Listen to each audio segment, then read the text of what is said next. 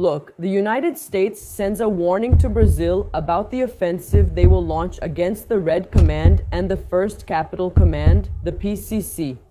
The Red Command operates out of Rio de Janeiro, but is active throughout Brazil and abroad, and the PCC started its activities in São Paulo and then expanded to the rest of Brazil and also abroad.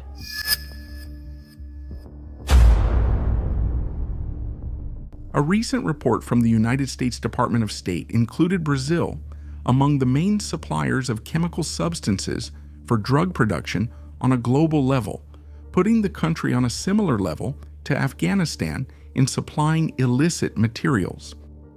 According to information from the Ministry of Justice, there are currently 88 criminal factions spread throughout Brazil.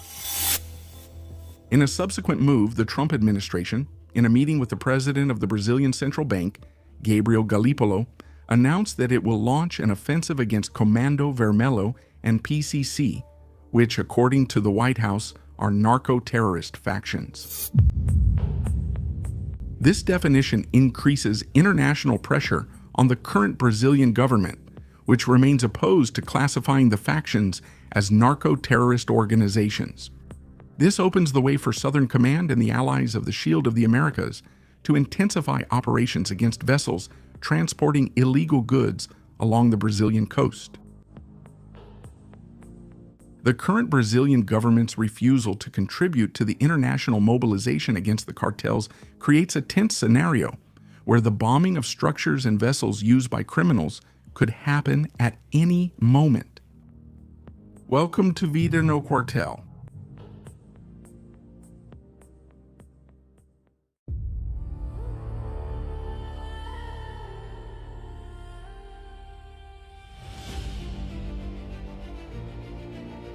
The United States warning that they intend to launch an offensive against the PCC and the Red Command immediately raised an alert at the Planalto Palace.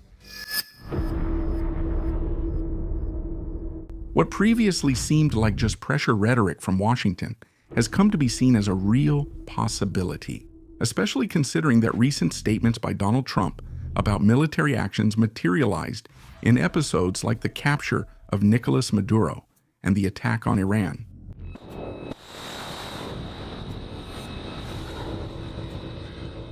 In addition, the United States has already officially offered support to the police in Rio de Janeiro in tackling organized crime, which could signal the beginning of broader cooperation. Look, Sorry, do you know that last week's major operation in Rio de Janeiro had repercussions in the United States? Because they sent a letter to the Rio de Janeiro Secretary of Security about the major operation and offered. They said, right, the American government said they are available for any necessary support.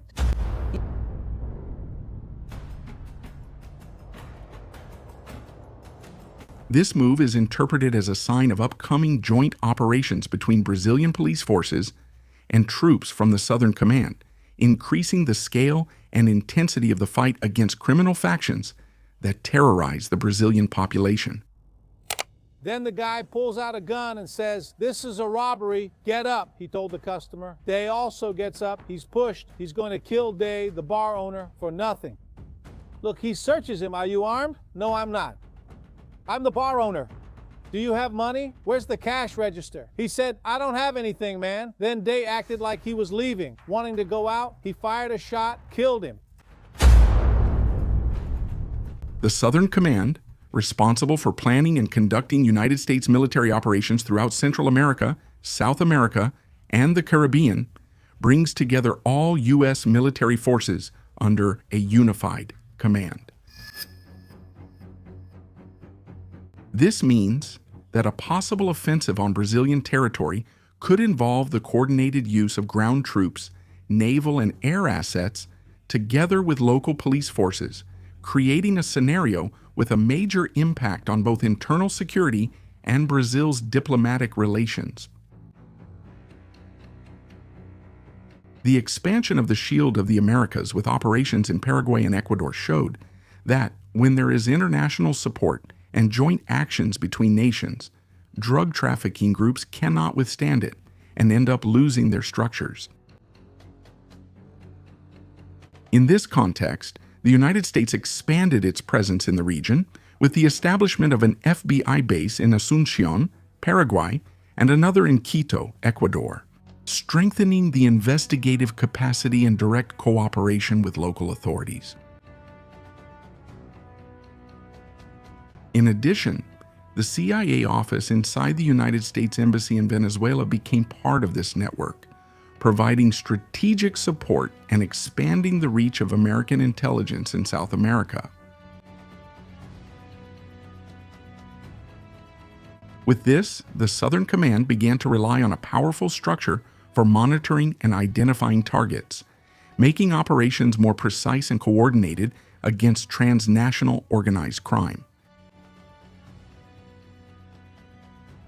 At the same time, the Brazilian Navy recently conducted a joint training exercise with the United States Navy, strengthening its strategic alignment and historic partnership with the U.S. Navy, even in the face of political disagreements between the current Brazilian president and Donald Trump.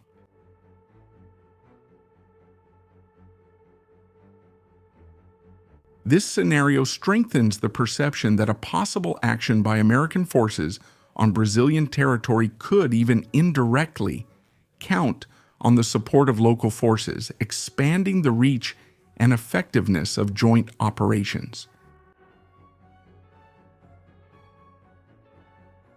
The United States has made it clear that the goal is to attack and neutralize a common enemy, the cartels operating in Brazil and other countries in the region.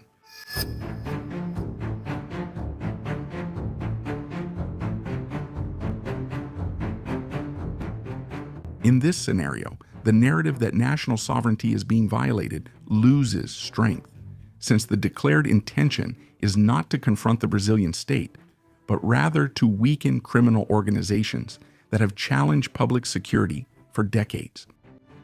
13 minutos. On average, a motorcycle is stolen or taken in the state of São Paulo in this short period. Behind the scenes, there is already talk of conversations between the police forces of Rio de Janeiro and São Paulo with the U.S. forces to officially carry out joint training sessions that could serve as a cover for more incisive operations against organized crime.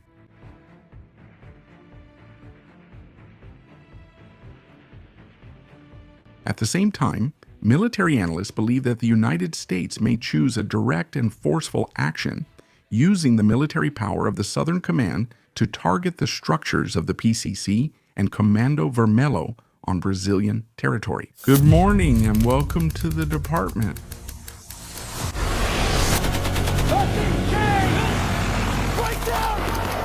If you attack the United States of America, we will strike you without mercy.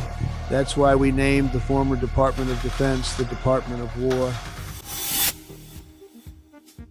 This possibility reinforces the perception that Washington intends to show the world concrete results in the fight against drug trafficking, turning Brazil into the stage for an international offensive against factions that have become a global reference in organized crime. The warning from Donald Trump's government that it intends to carry out a military offensive against Brazilian factions has been interpreted by many as an unprecedented opportunity to weaken the power of organized crime. For the majority of the population that has lived for decades with the state's inefficiency in containing the tentacles of these organizations, the possibility of external action represents a concrete hope for change.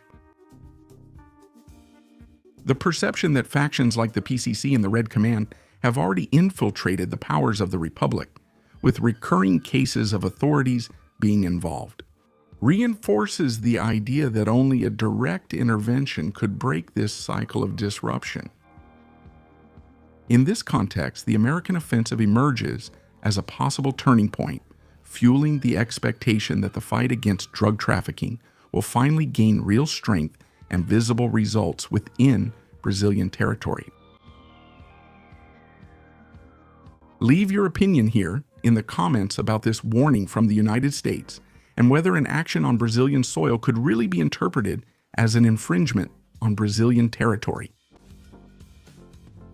e a entrega segura do Mercado Livre.